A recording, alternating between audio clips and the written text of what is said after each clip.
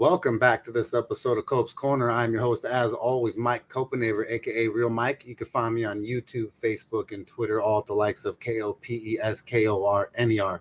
Stoked to finally be back to talk about some UFC, mixed martial arts in our life, with a bunch of other boxing that's going down this weekend. So anyone who likes combat, this is a great weekend for you to have some fun. First and foremost on the show, I'd like to thank sponsors of the show. First sponsor of the show is Melon Brand Hats. It's MELIN. It's a luxury line of hats that my boy Brian McDonald came up with in high school. Dreamed up the line. He said he had intricate patterns, really cool materials, things that I've never seen before. And man, he really, really has killed everything that they've done. So make sure you go over to melon.com and get yourself a dope hat to separate yourself from the pack. Secondly, I'd like to thank FokaiStuff.com. It's FOKAI. Best Guamilian gear that there is, and Islander vibe wears, and their slogan is since ever since, and I've been supporting them since ever since. They have jerseys, doormats, long sleeves, socks back in, looks like circle towels that are dope, fedoras are back, everything looks like to be in stock. So make sure you go and give Fokai Stuff some love and help those Guamilians. And then thirdly, and most importantly, I'd like to thank is SUA Law Group. It's SUA Law Group. My boy Brandon Sua, law practitioner. They do family law, criminal defense, and personal injury. As you know, my brother War Machine had to use them in this case. And if it wasn't for him, he probably would have just got the death penalty for just being as dumb as the War Machine is. But either way, Brandon Sua's helped me a ton with my civil cases, personal injury case for motorcycle accidents, stuff like that. If you ever get hurt in a car crash, or the crooked DA or cops are messing with you in the criminal defense, he's literally the best dude to go to. But with that said, those are the sponsors of the show. I'd like to thank. The co-host of the night is my man, Mr. B. How are you doing, dude? I'm good, man. I'm good. Glad to be back, man. How you been? Oh man, I've been good. Always better when there's some UFC and you and I are shooting the shit every week. It almost feels like we took like a massive break. It's like crazy, you know. Seriously, man. I feel you. What up, T Money? I appreciate you, dude. Yeah, this card is pretty freaking weak, dude. I'm not even gonna be throwing down a lot of bets on this card. Like T Money said, next week card is gonna be much better. Really weird money lines on these ones. Some matchups that we're having a hard time getting the perfect feel for. But so this weekend's match is the main event is Alexa Grasso taking on Vivi Araujo. It should be a good fight between the 125-pound ladies, huh, B? Yeah, man. Really good matchup here. I think it's number 5 versus number 6 in the division. Good matchup. Really solid matchup here. Yeah, so we'll do our best. We'll jump through all the matchups on the card. Like I said, usually we throw down a decent amount of bets. Tonight, like I said, I'm not going to be firing for no reason, especially when I don't like some of the money lines and whatnot. But once again, we are a betting show, and so we'll be always throwing down something. The first bout of the night is Mike Jackson takes on Pete Rodriguez. Pete Rodriguez is only 4-1. He called himself Dead Game. He's 5'9", only 73-inch reach, 25 years old, 1 fight losing streak. Fights out of Arizona. Last took on Jack Della Maddalena, and he got absolutely starched round 1, counter left. Then he took on Roberto Pixley, and he beat him, punches round 1. Then he beat another dude by Jose Rios, punches round 1. But these guys literally don't have a lot of experience, don't have a lot to show for themselves. He's going to be a little bit outsized here versus a guy like Mike Jackson. He called himself The Truth. He was 1-1 himself on his record, so no experience at all. 37 years old, 6'2", 74-inch reach on a 1-fight winning streak. Fights out of Houston, Texas. Shout out to that Texan barbecue. That's pretty much one of the only things I can say about him. But he's going to be Mike Jackson, likes it 6'2", 74-inch reach. This is going to be really weird over a guy that should be in 155-pound division, fighting a guy who's just much bigger. Mike Jackson, not he likes to strike. That's right. He's in a striker B. No. Yeah. So he likes to strike, and so he's gonna be able to use that reach. And I don't know, man. The money line. I know everyone and their mother is on Pete Rodriguez, and I get it, rightfully so. That Mike Jackson's left a bad taste in their mouth from his losses. What Mickey Gall, right? He lost to B. Yeah, he lost to Mickey. That was his first fight. So a lot of people can't take Mike Jackson seriously, but this is a fight where I mean, how serious do I take Pete Jackson, or Pete Rodriguez? Sorry, use Jackson's name. I cannot throw down -$700 on Pete Rodriguez to fight Mike Jackson at a plus 475. So this is a dog or pass for me, and I'm just gonna say that I'm gonna hope and pray that the IQ of Mike Jackson, the length and the reach, that somehow he could get a jab off and be able to maybe win a decision here, because this money line's it's pretty disrespectful, and I get it, it's Mike Jackson, but I mean, what do you think about it, Beat? Yeah, it's a weird fight for them to put Mike in. Honestly, Pete is short. Pete has good hands. He has a lot of wins by KO, TKO. Mainly throws a lot of explosive shots, power punches. But Mike Jackson has the range. Mike Jackson also has a BJJ. He practices a lot of BJJ. He also has a little bit of Muay Thai. Yeah. His background there. Range, smooth with his little boxing combinations and whatnot. I think the UFC just want this guy to get out of there, and they want him to get out of there in a big way by KO. Yeah. But Mike Jackson upset them the last time when he had that DQ win against that dude that was supposed to be like the croc of the you know what I mean, the creme de la creme or whatever. Dean Barry? Yeah, and they dropped Barry. Barry got cut by the UFC after that one. Yeah. So man, I go Mike Jackson. As much as I want to see Pete Rodriguez go in there and just beat up Mike, I think Mike might get the upset here again. Dude, I'd love to see it, man. I don't have no real sweat in the game. That's here, crazy. There are some things here for Mike Jackson to get off him, and it's his reach advantage. He does have some experience, and I do think he's got a decent IQ, especially being a journalist for MMA before. So, it's unpopular, but I'm gonna be dog or pass on Mike Jackson there, because I cannot throw -$700 for fucking Pete Rodriguez, who's 4-1, guys. Like, come on, bro. Like, I smoke weed, but you must be smoking a lot of weed if you think -700 or him in a parlay is that safe. The next fight, B, you get the breakdown first. It's CJ Vergara versus Tatsuro Taira. Yeah, man, CJ Vergara, man, Tatsuro Taira. Yes, sir. So CJ Vergara, man, 10-3-1. What was going on here? Get me. Where you guys at? I like this Tatsuro kid though a lot, man. Hold on. Something's going on. Okay. You're good. Maybe about this shit. We haven't seen a good Japanese fighter in a while, a young one. He's pretty good. Okay, hold on a second. Even though you were breaking down the other guy right now. Hold on, shit is happening on my side. Come on, man. What's going on here? Hold on. You're all good. Yeah, I'm trying to use my tablet, and then there you go. Shit, good. Come on, man. My tablet acting up. So CJ Vergara, man, my fault, y'all. 31 years old, 5'6", 68-inch reach, out of Laredo, Texas, man.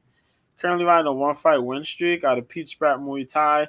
The longtime MMA vet, Pete Spratt, Muay Thai practitioner, also pretty good jiu-jitsu skills himself. Yeah, man. So last time we seen this dude fight, he fought Clayton Rodriguez at UFC 274. Lost. He won by split decision, but he lost a unanimous decision to Ode Osborne, and then he made it with the knee to the body, the KO on the Contender Series. Long time standout, really good kickboxing skills. Kind of aggressive, a little bit of an aggressive dude, man. But the last couple of fights he had, he kind of was slow to the punch and then picked it up. Unfortunately, this time around, he did miss weight. He missed weight. I think he weighed in at 139 or something like that. So, kind of faulty that it was 120, 129 or something like that. There you go. He's fighting Tatsuro Taira, who's 11-0, man. 22 years old, 5'7" with the 70-inch reach.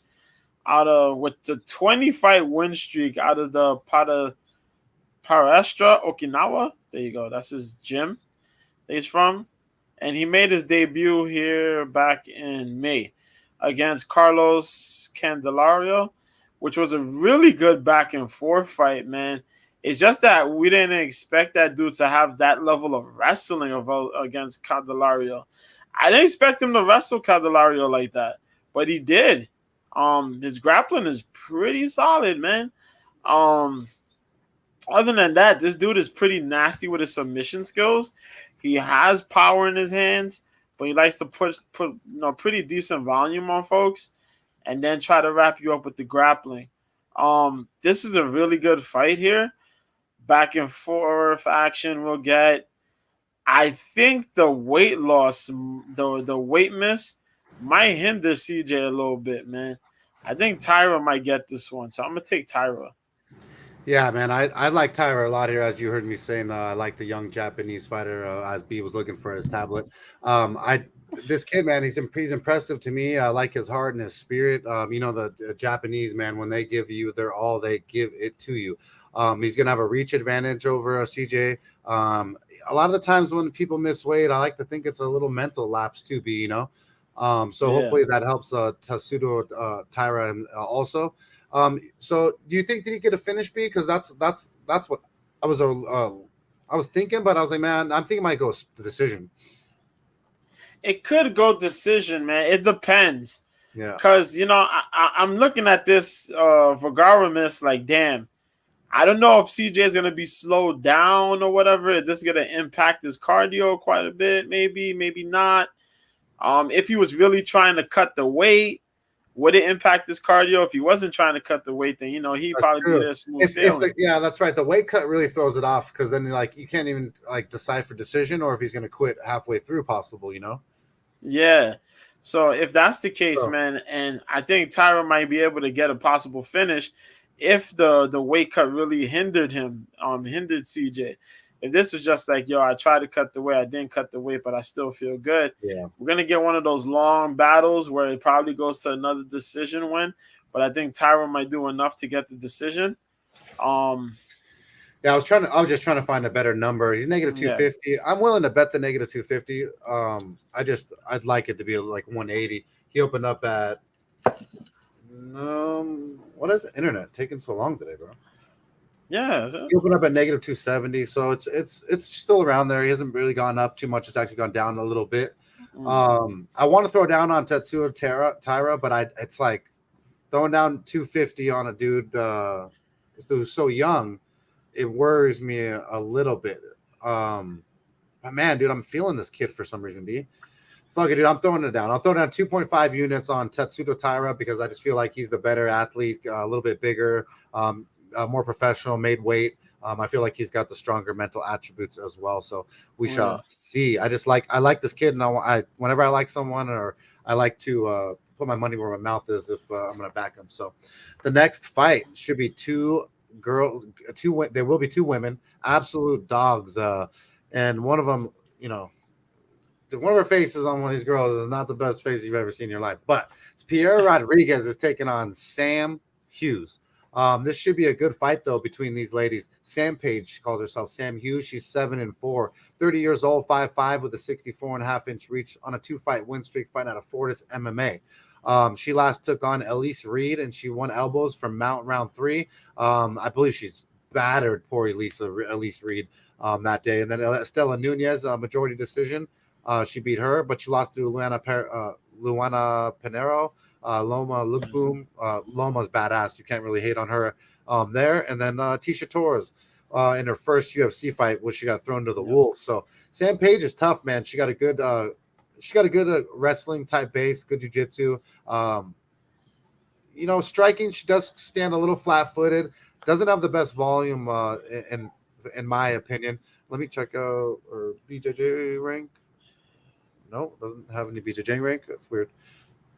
Wow, top dude, everything's just being weird. Wikipedia is popping up all weird. I've never seen such a thing.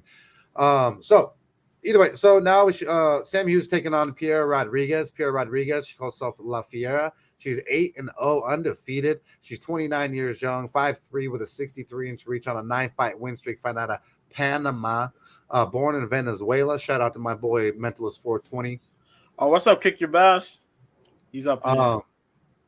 let's see. You want to kick your ass? What am I, dude? So she took on Kay Hansen, Kay OnlyFan Hansen. She won unanimous decision.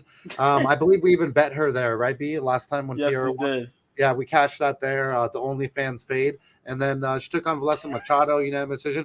A lot of decisions. She does like to strike. This chick, she has better, good striking, good aggression. I like her hands. I pretty much like everything about her. If she can keep the muscle mass of Sam Hughes off her and the little bit of experience that Sam Hughes has gathered now that she's been here in the UFC and then taken on some really good vets. I like Piera Rodriguez here, man. She's a negative 160 B money line. Sam Hughes plus 130 comeback. I'm going with Piera Rodriguez here. I think that her striking and aggression is gonna just be there. But Sam Hughes, you know what I mean? She has a little bit. She's got some strength on her body. Look at the weigh-ins. She looks a lot different than her first fight in the UFC. B. Yeah, I agree with you there. Sam does. Yeah, Sam has put on a little bit of muscle on there, on her body there. I won't front. Her wrestling, she's improving with her wrestling. She's using a wrestling game nowadays. She beat Estela Nunes and Elise Reed with wrestling, but both of those girls don't really wrestle like that. Elise Reed kind of was wrestling, but we figured her out, and she thinks she's a full-fledged striker now, which is kind of fucking ridiculous, but it is what it is. This will be Sam Hughes' second big test since Tisha Torres, as far as seeing whether her wrestling will work. And She tried to write. Tisha Torres beat that ass, right? Tisha beat her up. She tried to just stand up with Tisha, which was a bad idea. Yeah, I go with Piera Rodriguez here because Piera is a strong chick for 115. As I said, we mentioned before in her previous fight with Kay Hansen, she got a slow start, but she picks up. And those second and third rounds are freaking nightmarish against a girl like that. I think she has the better striking of the two as well. There's going to be a lot of clinching involved between these two, and we'll see who got the better takedown attempts. But I think Piera will be able to defend these takedowns pretty well and establish her game and be the stronger of the two. So I'm going with Piera Rodriguez in here. Nice. I love when we agree. Now. Yeah, I'm gonna take Piera Rodriguez. I can see this going to a possible late TKO or finish or decision. I'll probably say decision. I'll probably take decision on this one. Yeah, man, I'm glad you agree, man. So I'm gonna be throwing down 1.6 units on Piera Rodriguez on BetMGM right now. I just feel like she's the side. I like her aggression, I like the striking, and Sam Hughes cuts very easily too. She's got that white skin. No racism at all. I'm just saying she got the white skin, so blood shows up quite easily and very cuttable at that. So that could end up falling into our favor. The next fight of the night, B, you have the pleasure of breaking down. It's Joanderson Brito takes on Lucas Alexander. Yo, we're not even gonna bother breaking this one. We're just gonna say Joanderson Brito. By whatever way he wants to do this, because I don't know why the hell they handled this dude. This is a featherweight fight, folks, and let's just keep it all the way 100, man. The Lion Lucas Alexander 7-2, right? 27 years old, 5'10". They don't have his reach. Out of Fusion Excel Performance, this guy's taking this fight. He's on a 5-fight win streak, but he's taking this fight on short notice. His last 3 wins were against Jacob Kilburn, who's been getting scratched by a lot of people for the past couple years, man. Jacob Kilburn's out here. He's 8-5. 8-5. Ty Johnson is 5-4. And Reginald Mack II is 3-1. Those were his last 3 fights. Kilburn got beat up by everybody, as I've said beforehand. So it's like, come on now. Kilburn, I'm not Muay Thai guy, but he's kind of awkward as hell. I'm not with it. And we understand Tubarão, Joanderson Brito, 13-3-1, 5'8", 72-inch reach out of Santa Helena, Maranhão, Brazil. There you go. Out of shooter box. So we understand the aggression he's going to bring. He's going to be forceful on this dude. He knocked out Andre Fili. He lost to Bill Algeo. He's 1-1 since his debut here against since he came in and won the technical unanimous decision against Diego Lopez. Algeo, he kind of was fighting. Algeo kind of got him a little bit in a grapple situation. Andre Fili, he just smoked him. Let's be for real, man. This guy's coming in at short notice. The level of competition's a little bit different. Brito's bringing in hella aggression. He's looking to smoke this guy and get out of here. Joe Anderson Brito. Come on, man. I'm not saying nothing else. They must not, I think they don't. They must not like this kid, man, because they're throwing up against just a savage, a wolf. He's had no experience at all, and nothing like a guy like Brito.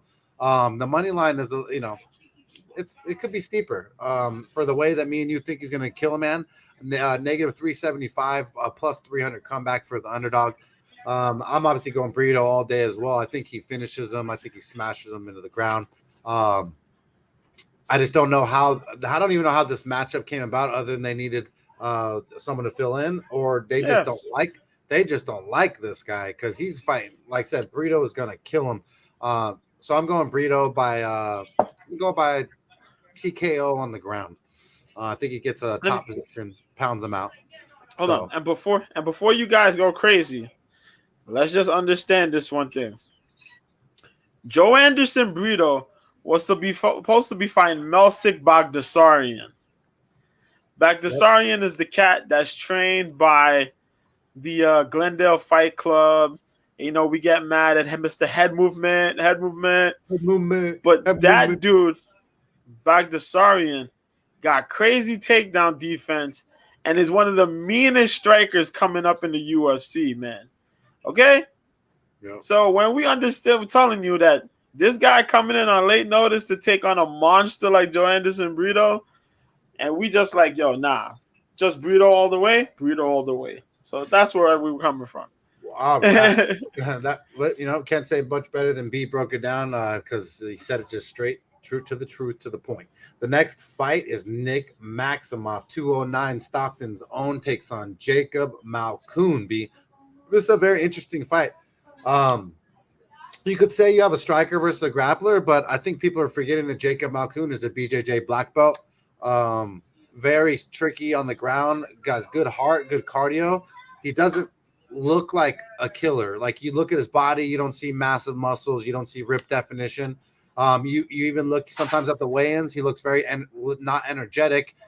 He just doesn't put a lot, dude, just like you can meet a certain nationality of person, they just don't give you the energy that you as an American think that someone should have. So Malkoun is a little snake in the grass type dude who will fucking dominate motherfuckers. So with this one here, Nick Maximoff usually gets off his game because he has he's a former wrestler in high school, I believe Oregon State or Oregon University as well. So I don't know.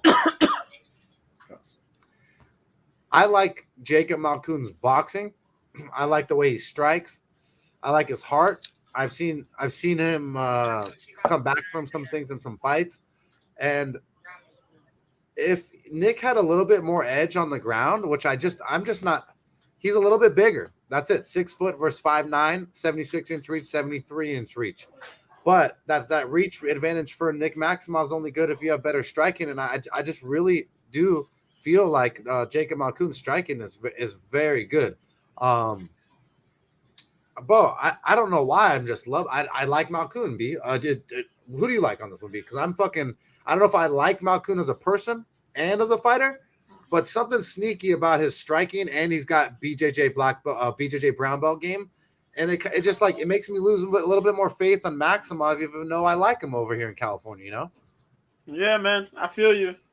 While we got Nick Maximoff there, Nick Maximoff has that high level BJJ. He does train with the Scrap Pack, the DS Academy boy. You know what I mean? He's out there. I can't find his BJJ credentials either. So usually it's listed, and that. So I don't think he's a black belt. I know he trains with Nick and Nate. I know Gracie. That. Yeah, that whole Scrap Pack, Shields and Melendez and all those folks there. Has a wrestling background as well, but primarily sticks to his BJJ guns. Jacob Malkoun, however, trains in Australia. he is the Brazilian Jiu-Jitsu coach of one Robert Whitaker, and Oh, Robert bro. Whitaker trains boxing with him. Well, so while he trains Whitaker in the boxing, he And teaches Whitaker BJJ. you know Whitaker me and teaches him Mr. boxing. You know me and B love us some Bobby Knuckles, bro. So they train hand in hand. And other than him getting knocked, he did get knocked out by Phil Hawes because he ran into that. Well, Kind of Phil pretty Hawes much. He was out there. Phil He Hawes got some clipped. freakish power, bro. You know. Yes, he does. But Malkoun managed to come back, out grapple the hell out of fucking Abdul Razak Al Hassan. Yeah. And then he muscled up AJ Dobson, and Dobson's a strong mofo. And he wrestled that boy. And then with the Brendan Allen situation, that was a close fight.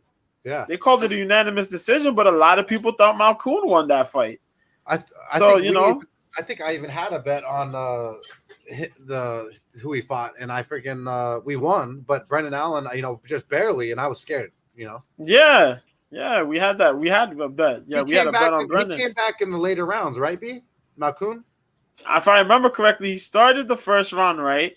Brendan kind of came in, and Brendan just slightly edged the third round. But it could have been Malkoun's round, but just a little bit more striking on Allen's end. I was just impressed. I was impressed with Malkoun versus a guy like Brendan Allen, who's a young prospect, strong, has a good all around game. That's where I got a lot more respect for Malkoun. Yeah, and then while we're looking at Maximov there, Maximov showed up, and Maximov beat Brundage.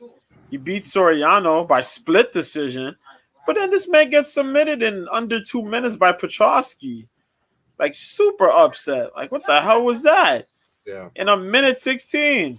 So it was like, bro, Maximov could grapple, but Malkoun could grapple as well. And that's why we're taking Malkoun, man. I think Malkoun gets this done. Malkoun got better boxing. He got better striking between the two of them. I think he could leave. I think he could possibly clip Maximov or something. But it's going to come down to that grappling. I think Malkoun will do good. I love a Mr. B. When I have a feeling and Mr. B comes back and gives me a fucking affirmation on it, it makes me feel a lot better. I'm going to be, like I said, I'll put my money where my mouth is. This is one of the bets where this is probably my favorite underdog bet of the card, right? Underdog.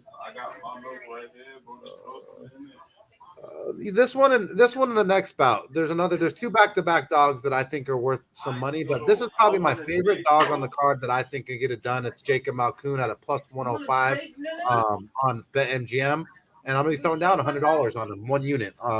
Jacob Malkoun to do the damn thing.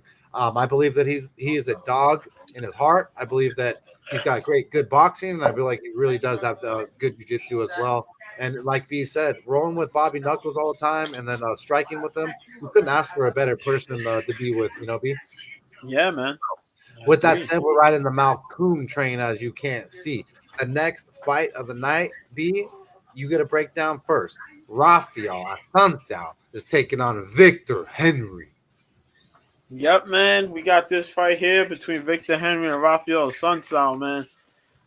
Victor Henry, 22-5, and talk about making a splash for yourself, man. Big splash. La Mangosta, man. Come 35 years old, 5'7" with the 68-inch reach, out of Southgate, California. Training with the UWF USA as his coach is the one legendary Josh Barnett with that catch style wrestling, man. Catch as catch can, that style. Also mixed up with a little bit of pancration. You know what I mean? He's been fighting outskirts. But he's been fighting a lot of folks. He made his debut. He beat Ronnie Barcelos a little while back. Beat him unanimous decision. Shocker upset, but it happened. And he fought some other guys here. He beat Albert Morales and LXF. He had a loss against a guy named Dennis Lavrent. Yeah. Sorry to interrupt. I actually made a mistake. It was not the next underdog on this match. I said two back. It's later on. Yeah, because I don't like Assunção. I'm fucking smoking reefer. Then he was beating a couple guys here and there. He also has a win against Kyler Phillips, which is kind of interesting. But other than that, he's fought a lot of big names in Japan and whatnot. A lot of submissions. Has a crazy gas tank and doesn't put a lot of power in his shots. He tags. He just tags, but it's just constant tagging, constant repetitive stuff. Where he knows he'll start on your pace and then he'll outwork you. Similar to what he did to Barcelos, which I was really surprised about. Still surprised about right now. But he's going up against I was just thinking the same thing. I was like, I could not fucking believe he manhandled Barcelos. He was a big underdog then, I believe. Yeah, he was like 400 something. Yeah. Plus 4 something, 3 something, 4 something. Plus 380. Plus 380. This dude's no joke. But yeah, man, crazy pace, insane. He's going up against one of these somewhat workhorses, but long-time names of the division, former WEC fighter, UFC fighter, Rafael Assunção. 27-9 is this man. 40 years old is this man. 5'5" with the 66.5-inch reach out of Recife, Pernambuco, Brazil. Currently riding a 4-fight losing streak out of Ascension Mixed Martial Arts, man. Jesus Christ. This guy is taking losses on losses on losses, and we don't know why, but it's bad. It's there. Hold on. Let me get this because I don't know what the hell is going on. So, oh shit. What the hell's going on here? It's rare when I don't like the veteran in a matchup, and I feel like Assunção is going to get fucking smashed here. Smashed. Hold on. Let me get you. Okay. Smashed in the ground. Sorry, y'all. I don't know. Things just been acting up today. You're good. So, yeah. There you go. So, last time we seen this guy fight, he's on a 4-fight losing streak. So, Ricky Simon knocked him out.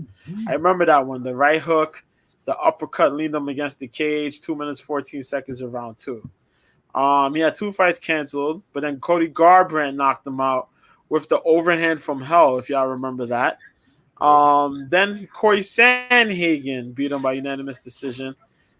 After the fact, Marlon Moraes choked him out via guillotine. This man has had a hard run in the fucking bantamweight division. He doesn't quite throw with a lot of volume. He does a lot of this awkward pressure style thing where he fights. He kind of waits for you to make a mistake. He lulls you pretty much. He lulls you. I consider that's the style of him fighting, where he throws decent punches, okay combinations, nothing crazy, the occasional leg kick, and just puts you against the cage and just gets cage control. A lot of cage control. Not much takedowns, but he could get a takedown, and he could jiu-jitsu pretty well when it's necessary, but he plays things really coy, and a lot more coy than before. Before, he used to be a little bit more aggressive, and used to punch things a little bit more and make fights a little bit more interesting. But he doesn't do that no more. So he's on the twilight, I think. And with that said, we're taking Victor Henry. I think Victor Henry's going to go out there, pace the hell out of this dude, and just walk out there with the W, man. It sucks, but I really think this man's about to get smoked in the worst way, man. Okay, so that's how I feel. So you're going Victor Henry by a devastation, domination, smashes, right? I'm taking Victor Henry to possibly break this man.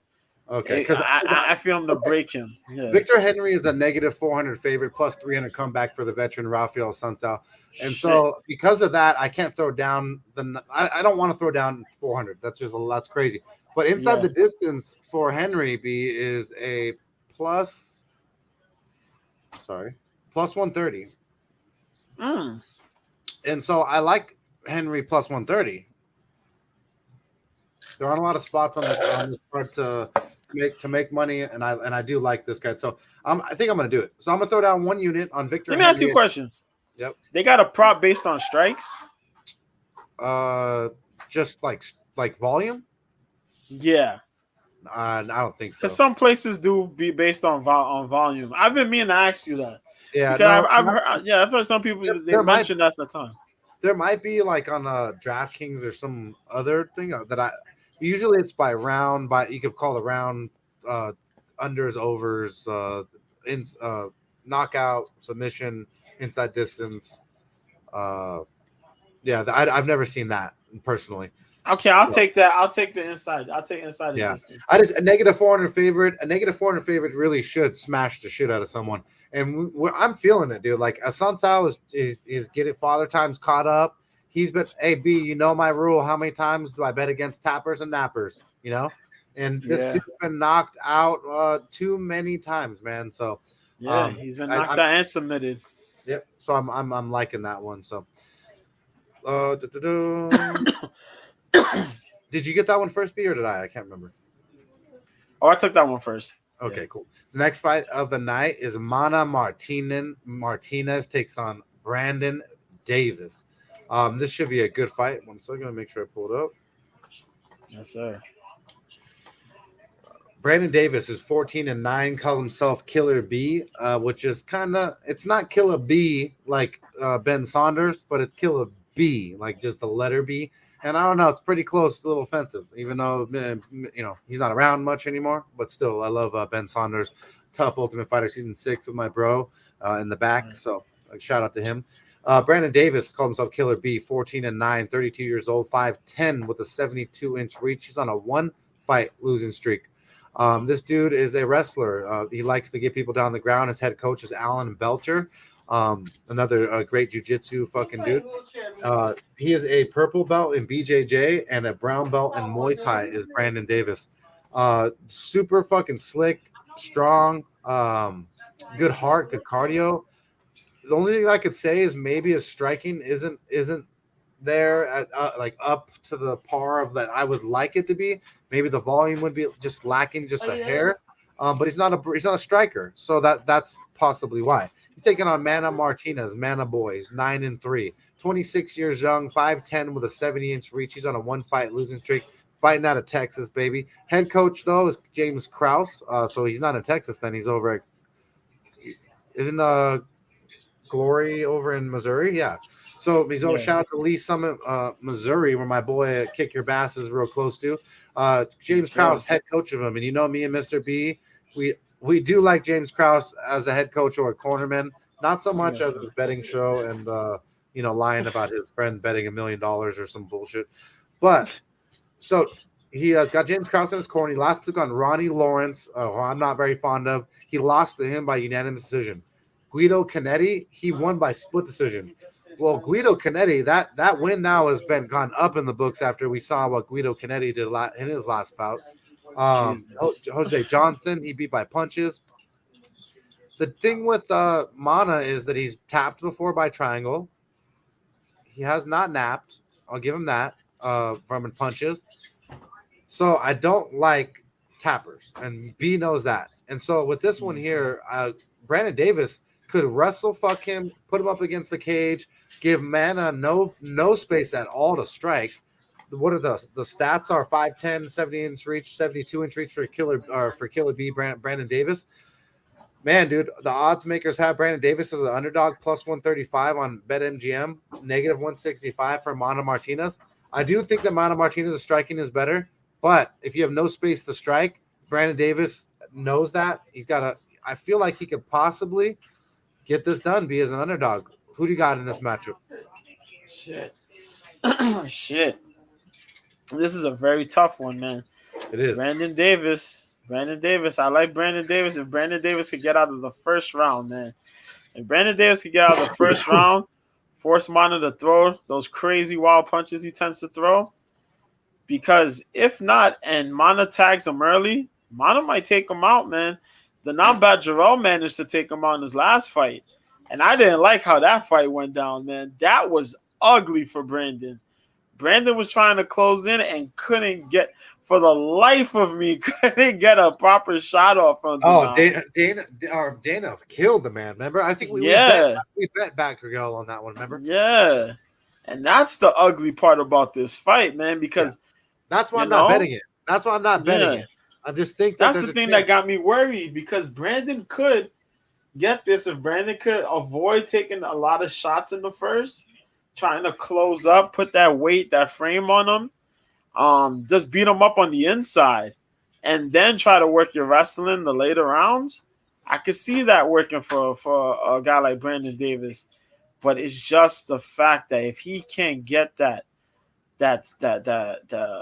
survive or get that defense up and protecting himself from them shots against Mana, man, Mana is going to dog him and just land those shots early and often, and then probably go in there for the kill. That's the problem. Yeah. So I shit, So I want to say like Brandon Davis got the experience to deal with it, but it's like shit. He's got caught before. Well, yeah, and I don't like that. But yeah, they both have an L on them I don't like, but I think Brandon's exactly. worse. So it was like, damn, Brandon got the skills, but it's just so risky. Because I know Monica land those things, man. With James Krause too, man. That's what scares me. That's the thing as well. Diabolical James Krause. So I'll take Mana. I'll take Mana, man. Yeah. It's pretty much it's hard to in a close matchup. Yeah. You got to cornermen mean a lot. Fight IQ means a lot, and James Krause is really smart. I remember too. Mana almost beat Ronnie Lawrence the last fight in that fight. Yeah, that last fight, true. He almost did. He almost put Ronnie Lawrence on his ass, man. And everyone was high on Ronnie at that point or that day, So yeah. But we shall see next week. No bet there. The next fight you get a breakdown first is Misha Serkinov is taking on Alonzo Menefield. And this is a weird one. This is a weird one. Yes, sir. Main card, man, opens up with this light heavyweight bout, man, as Misha Serkinov returns to 205. Yeah, losing Askarov and Royval really hurt this card because this card is I'm usually pretty positive about cards. I'm still gonna be positive. Hope it's a great card and not a knockout. But this isn't a very big name card. No, it's not. It's not. It's a very awkward card. I won't lie to you. Yeah, that's why I'm very hesitantly betting on these because the fact is, if you don't feel the vibes, you shouldn't be throwing down money. Even in Vegas, when I'm not feeling it, I'm not going to go down on the roulette table and throw money or the blackjack or poker or whatnot because I'm not feeling it. So blow me. I'll go to steak and eggs and fucking be happy. So we got Misha Serkinov, man, 15-8. Misha was one of the top. He was on the rise, man, in light heavyweight. Those steroids kind of changed up. The steroids were helping him a little bit. You know what I mean? Boy, 35 years old, got it here. 6'3" with the 77-inch reach. You know what I mean? Out of Riga, Latvia, but he's chilling in Toronto, Canada.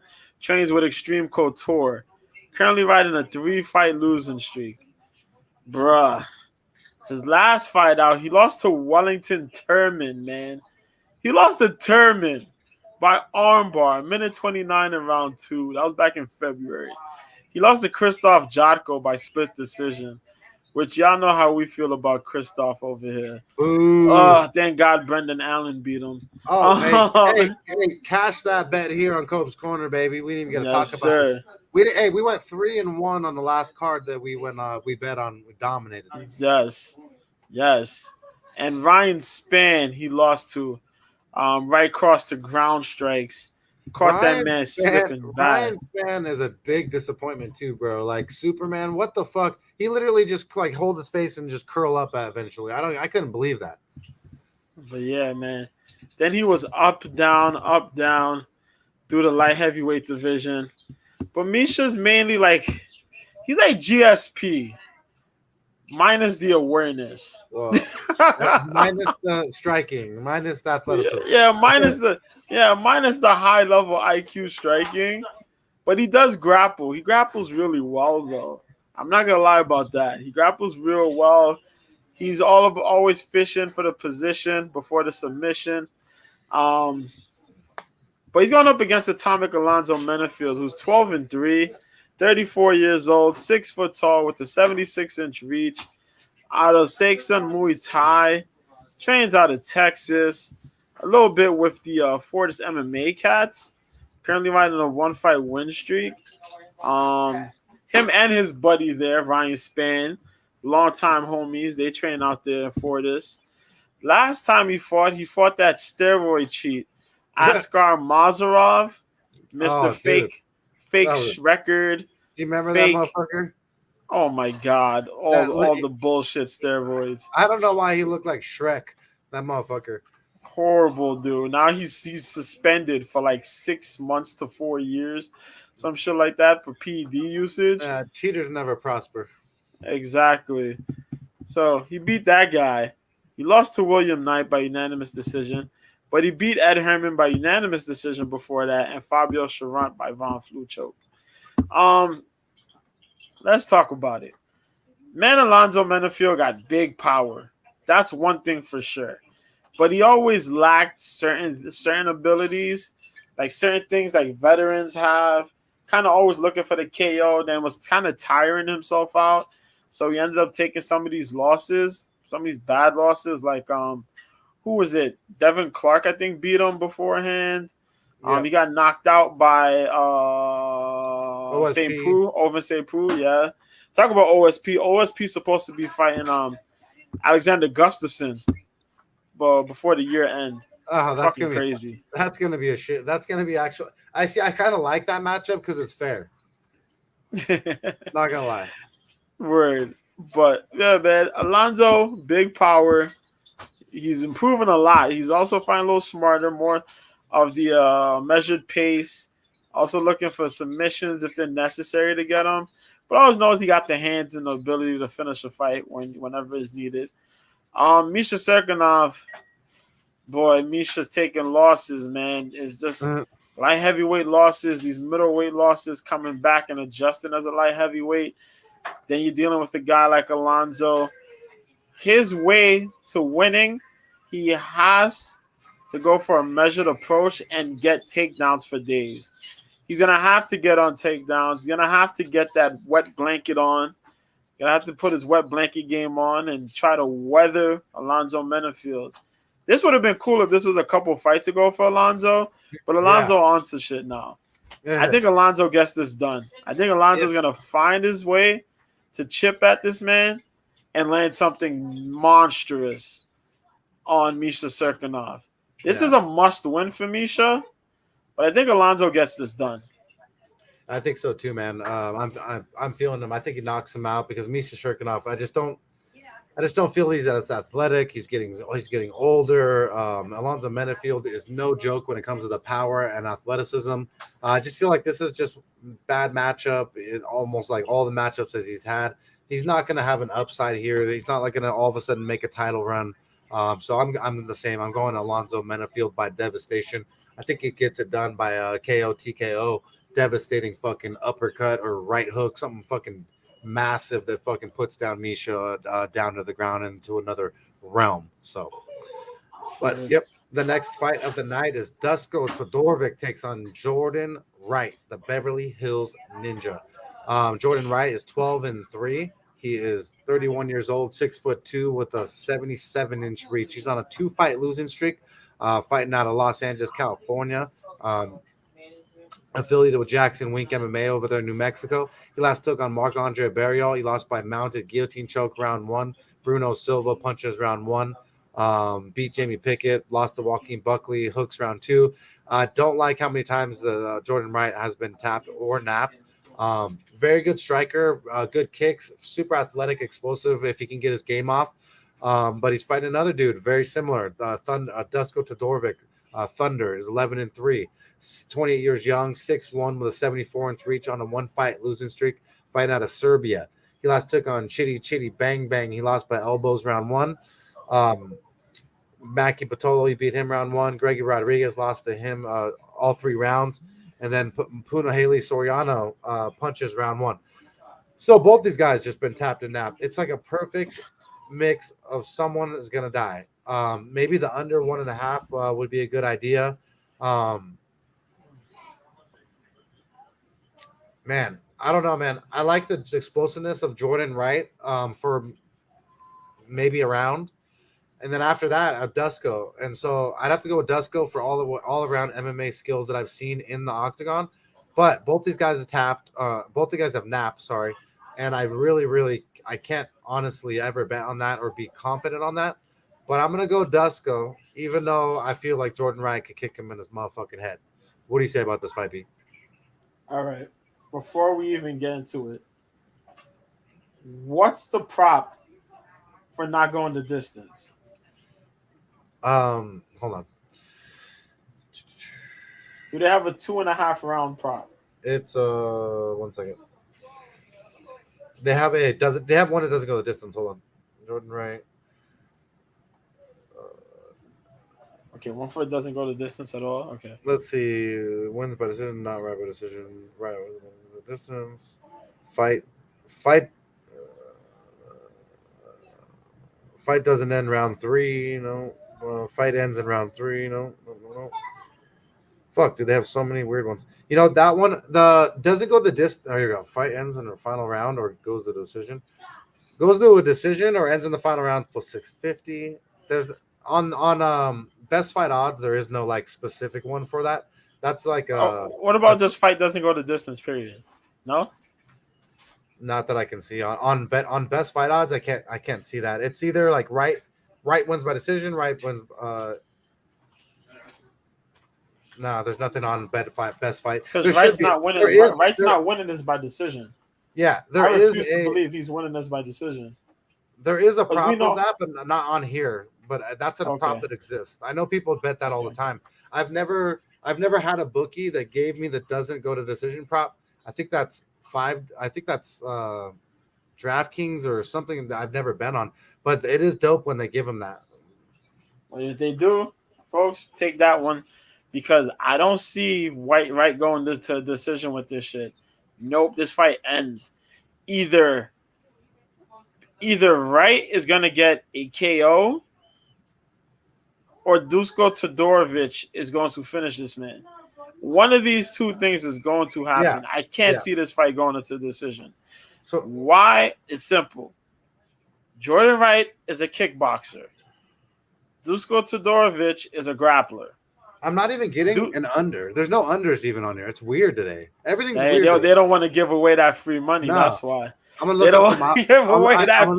I'm gonna look up the Mafia bookie. Hold on. That's crazy. They don't want to give away free money because that's exactly what's happening here. This fight doesn't go the distance, man.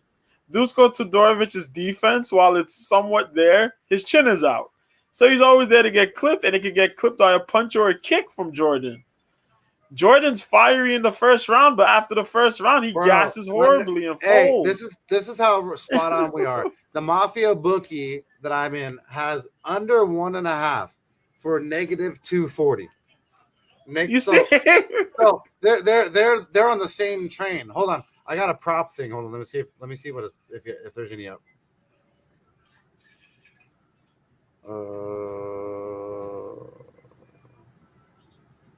Because this fight does not get a decision. I refuse to believe that. Jordan Wright, when he can't get past the first round, he is going to fold. He is going to fold. Jordan Wright wins. Jordan Wright to win fight by 3-round decision is a +890. No is a -865. Just to show you like how spot on we are. Yes, if does the fight? No, fight does not. Yo. So the fight doesn't go the fight doesn't go the distance is -760. That's why the best fight odds has nothing. It's crazy.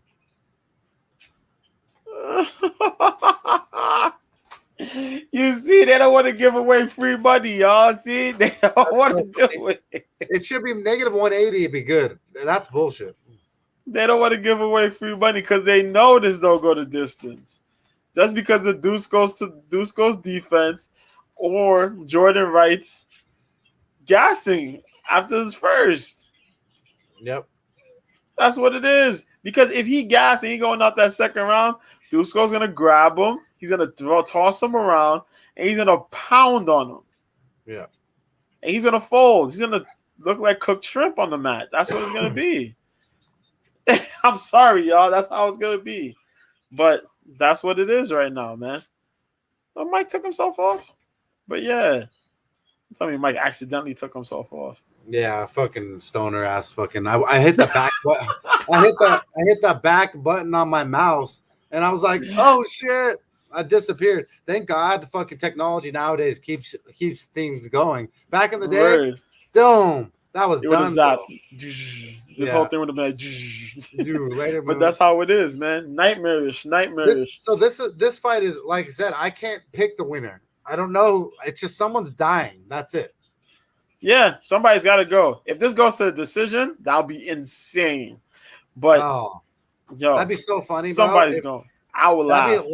Hey, it could if Dusko hugs nuts. Yeah, That'd if he be does. hilarious. That'd be so funny, bro. Everyone would lose their ass. It'd be so fucking awesome. Word. So with that said, Oh my we're just God. going under 1.5 there. They were like, we're going for the fight doesn't go the distance. Someone if you like one person there, pick them to knock the other or to win inside the distance on the other guy. That's it, you know? Yeah, that's it. That's it. There's nothing else to do. We've talked enough about a fight that really doesn't make sense. The next fight is the co-main event. B, you get to break it down first. It's Jonathan Martinez takes on the OG Cub Swanson. Yes. Maybe his last fight. This is a very, very, very interesting, peculiar matchup here between these two. Jonathan Martinez, man. This guy, we like this guy, Jonathan Martinez. Yeah. Jonathan Martinez. Yeah, I've lost because of this guy because that one L on his record or that lately fucking we lost. We backing him. Davy Grant. I think we kind of lost. We kind of won a little bit here with the Dragon. 16-4, Jonathan Martinez. Oh, what are you acting up for? Oh shit, what's going on here? Okay, my fault. You're good. Shit is acting up. Okay, there you go.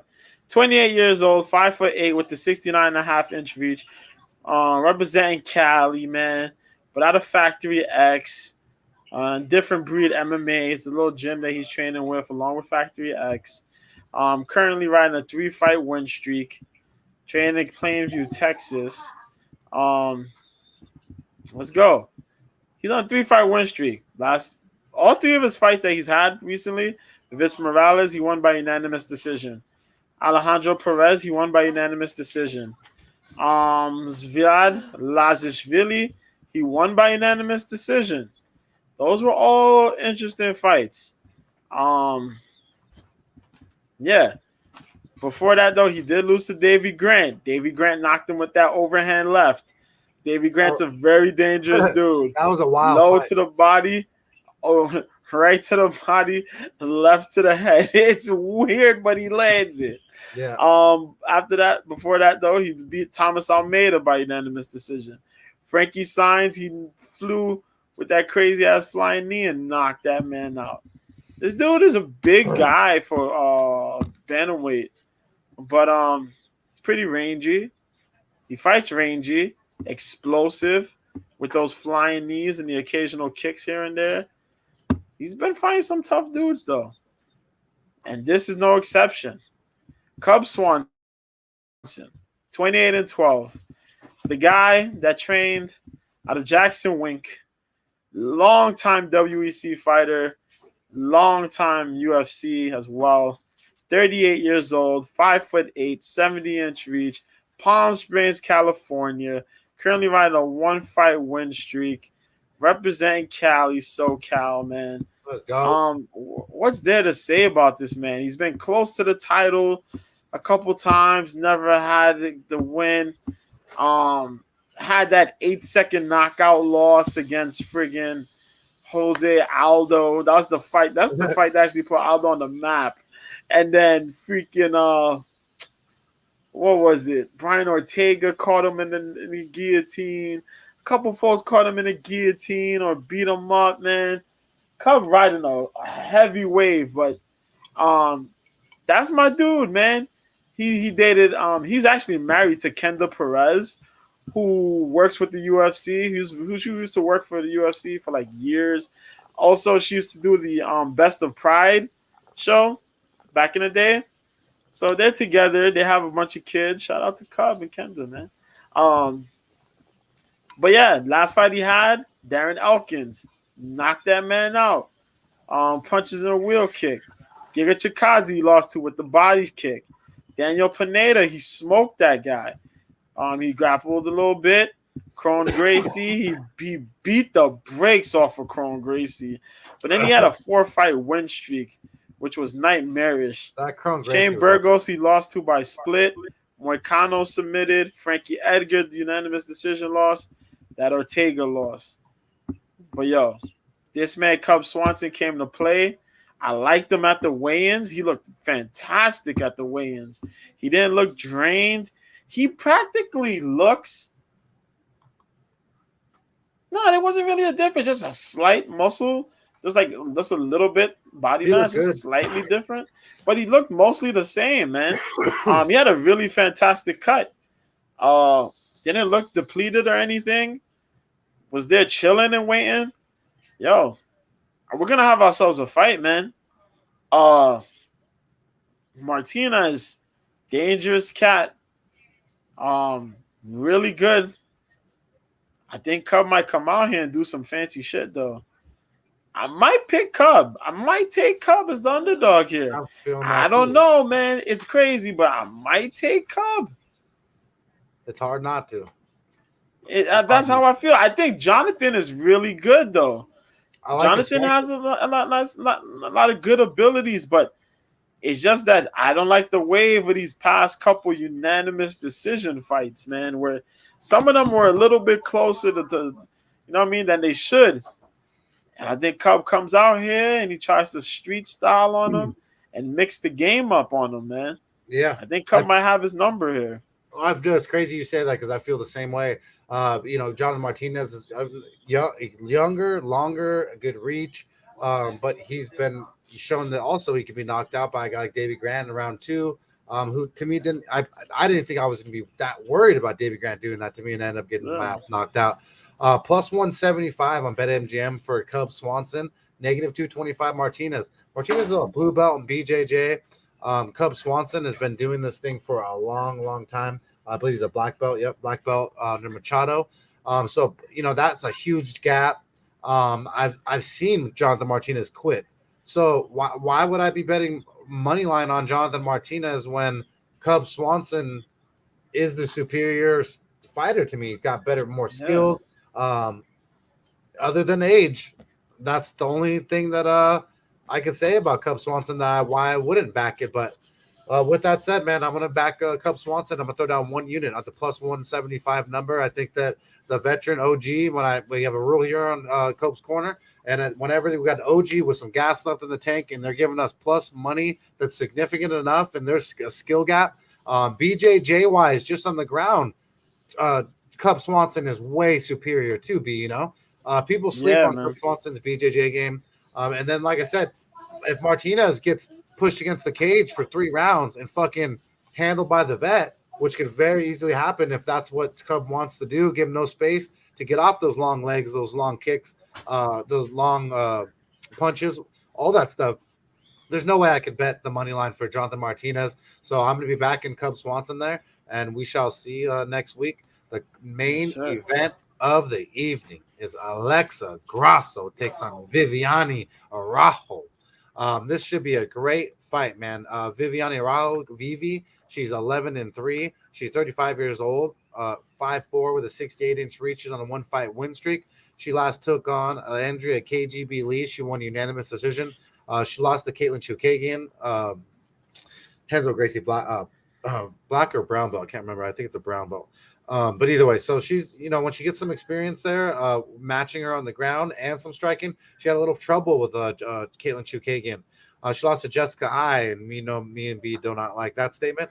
So Alexa Grasso, Mexican prospect, good striking, good, very good boxing for in the women's division. I've been following her since the very beginning of her career, as well as Irene Aldana. She's 14-3. Alexa Grasso is 29 years old, 5'5" with a 66-inch reach. She's on a 3-fight win streak, fighting out of Guadalajara, Mexico. She last took on JoJo Wood. She won by rear naked choke round 1. And then Macy Barber, unanimous decision, Ji and Kim. She lost to Carla Esparza when she, got tested there. And then Tatiana Suarez lost by rear naked choke, and I don't like that very much. But this is going to be a good fight between these two ladies. It's hard for me not to see that Viviani is a BJJ black belt. So that's what worries me, is that if Grasso can't stuff the takedowns and keep this fight standing, Vivi could possibly get her back and choke her out. I have more faith in Grasso than that, though. I think that she's the right side. Right now, the odds makers have Grasso at a negative 250, plus 190 comeback for Vivi. I wouldn't hate someone for betting Vivi, and I wouldn't hate him for betting by submission, because I've seen Alexa Grasso tap before. I'm going to go Alexa Grasso. I'm not going to bet this one. I've thrown enough bets on this card. But I'm going to go Alexa Grasso, but I can see why Vivi has a chance here with that BJJ black belt B. Yes. I can see Vivi winning this too. But here we go. 5-round fight. Viviani has shown some wrestling. Viviani also showed that she got some KO ability. Her debut, she knocked out Toledo Bernardo, if I remember correctly. Knocked that girl out in the 3rd round, which is ridiculous, considering the fact that Araujo fought as a bantamweight in her debut, cut down to straw weight, and now is fighting as a flyweight. That's fucking crazy when you think about it. Vivi got really good boxing ability and really good footwork. She also carries a really strong pace in the opening rounds. She has good wrestling, good takedowns. She's developed more of a better takedown game in the past couple fights here. Problem. She gasses out in these 3rd rounds, man. These 3rd rounds, she comes out looking horrible in these 3rd rounds, bro. It's muscles, bro. It's insane. Also, that fight with KGB Lee, she was getting smoked in the beginning of that fight, bro. She was getting clapped. She got dropped. Yeah. She got handled. She was getting handled by Lee. I feel like she managed to turn it around and win. I feel like we bet KGB then, because I've bet KGB often. I lost on that one. I think we did. Vivi managed to muscle up, get the takedown. Managed to get those takedowns and beat up Lee a little bit. But it's that gas, man. That gas in that 3rd round. She had a past couple fights. She looked kind of good, kind of awkward in those 3rd rounds. Grasso comes out there in her fights, though. It's a different story. Grasso is 14-3. She's only been submitted 1 time, and that's at straw weight, and that's by the giant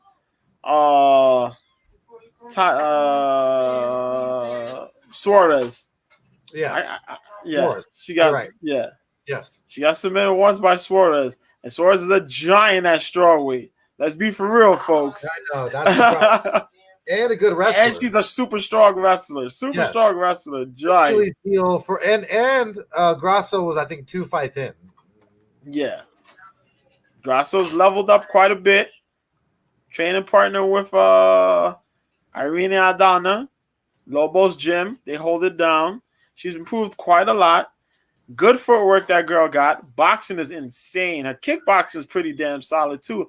But I love how she throws those hands. And her volume is ridiculous. Yes. Oh my God. The volume is ridiculous. Great punches. And she has cardio. She got cardio for it. And she could keep that going for 3 rounds. For the 3 rounds. So seeing her in a 5-round fight is going to be really interesting. Because she could keep that pace. I believe she keeps that pace. I believe she'll outwork Viviani, because this will be Viviani's first main event, I think. Hey, I'm calling it right now. I'm going to say Alexa Grasso lands to the liver of Vivi round 3-4 and sits her down. Ooh. You think so? Something like that. She's going to, because she's a smart boxer. You know how she's so so you're smart. Right, though. She's a boxer, so she goes to the body. She does have some kicks too, so I'm not that the kick was going to land. But it's the punt. I just feel like she could land to the body very good. Yeah. And she handles herself as far as taking damage pretty well, too. Yeah, the Mexican, she can handle herself well defensively, yeah. Yeah, and willing to take some of those shots, to land some of those shots. I think her inside outside the pocket game is pretty well. I think she'll just manage to outpace Viviani, man. I think she'll outpace her, break her down, get her winded, and then going for the kill. That's been Grasso's game pretty much, man. Yep. She did my girl Joanne Wood dirty last fight. And yeah, man. So I'm definitely looking for Alexa Grasso to go out there, do her thing and shine, man. It's gonna be a really fun fight to watch. Number 5 versus number 6 in the flyweight division. But I'm gonna take Grasso here, man, for sure. Yeah, same with me, man. I love Grasso. I could see it. But I could definitely see why someone might think that Vivi has a chance. But just it's because of the Suarez thing that they'll think that she has a chance. But Suarez is bigger. Wrestling was Achilles' heel for Grasso then. She was young, and so I can't give her a lot of respect there. But man, it's been a great show. Even though the card was small, we still won an hour and 10 minutes, which is dope. Gave you guys some good insight on these matchups and some good bets and our best leans for a card that is not the most fun, but. My man, Mr. B, you want to shoot where you'll be tomorrow streaming the fight and or every day on Twitter? Oh, sure, man. Catch me every day on Twitter, dog. Mr. B at Mr. B 1986. You can drop a DM, ask some questions or whatever for the show if you want to, man. I just talked about Halloween Ends. I watched that today, so I threw a little tweet out there about that. I'm on the weekends or whenever fights are going on. Catch me on OK Live, Mr. B. I gotta switch my picture up. I think my picture right now is Norma Dumont. Yeah, it's Norma Dumont. So yeah, you find me there, OK Live. I might switch up, but I'll let y'all know why I switch up to somewhere else. But other than that, and then tomorrow for all the combat fans, there is a ton of boxing going on tomorrow. Oh shit! Yes, Wilder's taking on Hubie. Yeah, he's taking on Hellenius. Yeah, he's fighting that dude Hellenius. And that if I remember correctly. And then there's two chicks that are really good. There's so many boxing matches on tomorrow. Is Jake Paul and Silva tomorrow or two? No. It's coming up. I think it's like the end of the month. Sorry, that's my my little boy's birthday party. That's what I was in my brain for that. Okay, cool. Yeah. So, but tomorrow, if you do, Kick Your Bass. It's an app that like kind of like Periscope was, and that you could actually watch stuff and not be harassed. So Mr. B goes there. So definitely add him. Yeah, and if you're ever out and about, he's got the thing, everything you want to watch. He's usually watching. So right. Devin Haney's boxing next. Yeah, Devin Haney's boxing tomorrow. Clarissa Shields and Savannah Marshall are boxing, huh? Camboso versus Haney, right? Yeah, Haney going back to Australia again. That's going to be a good one.